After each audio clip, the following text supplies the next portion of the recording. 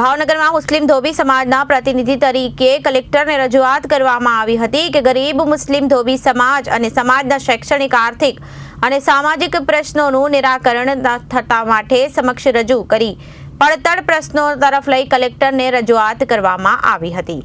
મુસ્લિમ ધોબી સમાજ વર્ષોથી ભાવનગર શહેરમાં મજવીની નોકરીઓ અને સર્વિસ સેક્ટરમાં મહેનત કરી રહ્યો છે। આ શહેરમાં અર્થતંત્રમાં યોગદાન આપતા છતાં SEBC યાદીમાં સ્પષ્ટ ઉલ્લેખના ભાવને કારણે હિન્દુ અને મુસ્લિમ ધોબી સમાજ વચ્ચે સમાનતા ન હોવાને કારણે EWS અને શૈક્ષણિક લાભોથી મુસ્લિમ ધોબી સમાજ વંચિત રહી ગયો છે। ભાવનગરમાં જીવન માર્ગે મોંધો અને ગરીબી રેખા નીચે વસતા ઘણા કુટુંબો સરકારની EWS વ્યાખ્યામાં પાત્ર હોવા છતાં ટેકનિકલ મુશ્કેલીઓને કારણે આ લાભો પ્રાપ્ત કરી શકતા નથી।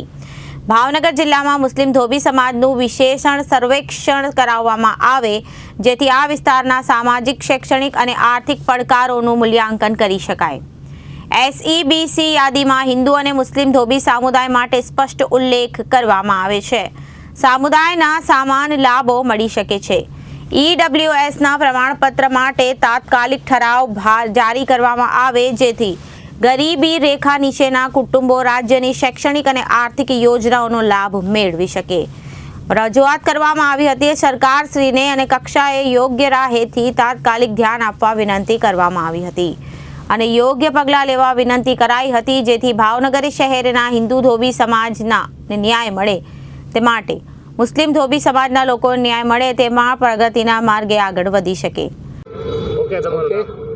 મારું નામ ઘોઘારી અબ્દુલભાઈ, મુસ્લિમ ધોબી સમાજના આગેવાન ને હાલની અંદર આવનાર પેઢી માટે બક્ષી પંચ માટેના જે દાખલા એપ્રુવ થતા નથી ને શૈક્ષણિકમાં બધી રીતે પછાતમાં જે આવવાના થતા એ આવતા નથી છોકરાઓ, એના માટે આવનાર પેઢી માટે અમે છેલ્લા 25 વર્ષથી બક્ષી પંચ માટે લડત લડીએ છીએ।